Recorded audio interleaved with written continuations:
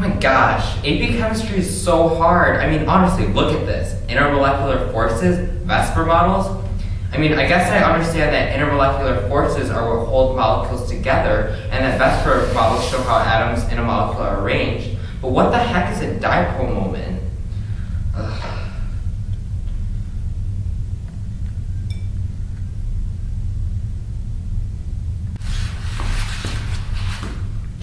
Did somebody say dipole? Who are you? Well, I am the chemistry genie, of course, queen of the dipole. Really? Can you help me with this impossible poggle? Yes, of course, that's why I'm here. Your moment has come, young pupil, the dipole moment, that is. Grab my hand. Wait, dipole moment? To the lab!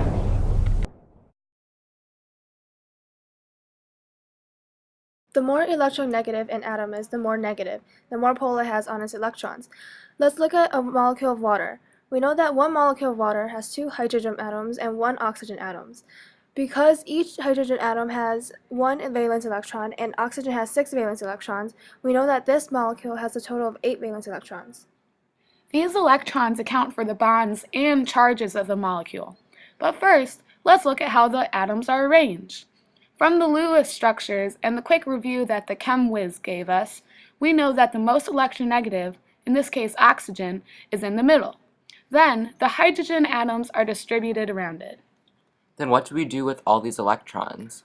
Well, first, we use 2 electrons for each bond between the hydrogen and oxygen atoms. Then, we distribute the rest of the electrons, starting with the outer atoms. Because hydrogen's outermost shell is filled with only 2 electrons, their shells are already filled. So, we put the rest of the electrons around the oxygen atom, making sure that it has at least 8 electrons. Looks good. Now what? Well, do you see these lone pairs of electrons around the oxygen? They repel the hydrogen atoms some, so they are arranged like this.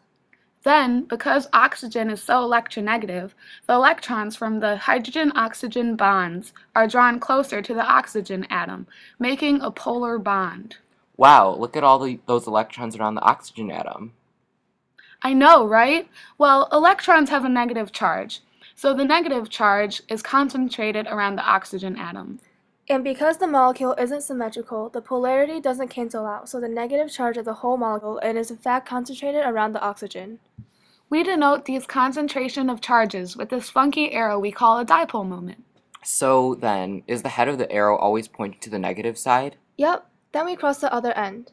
Like a plus for the positive side. Cool, but can something like CH4 have a dipole moment? Well, let's look at its structure.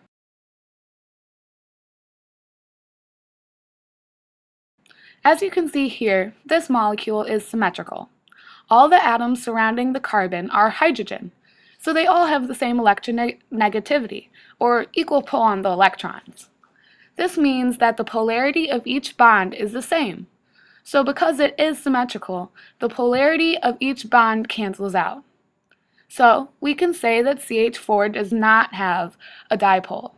However, every once in a while, because they are constantly moving, the electrons of an atom or molecule arrange unsymmetrically, creating what we call a temporary dipole.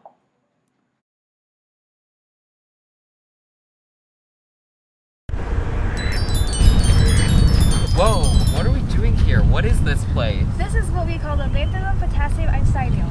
So basically we're at a lake, right? Precisely. Now let's look at the water. Each molecule of water has a permanent dipole moment with the negative end pointing to the oxygen atom, which is more electronegative of the atoms.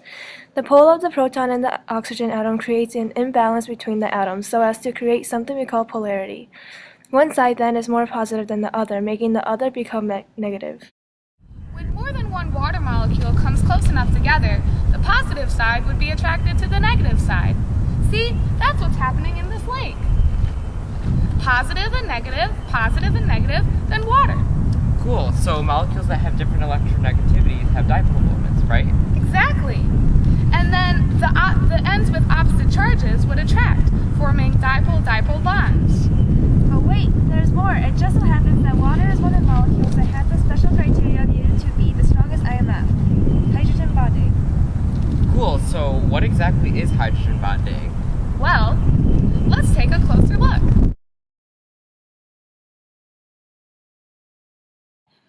First off, we know that the attraction that occurs in hydrogen bonding is stronger than anything we've seen in this video.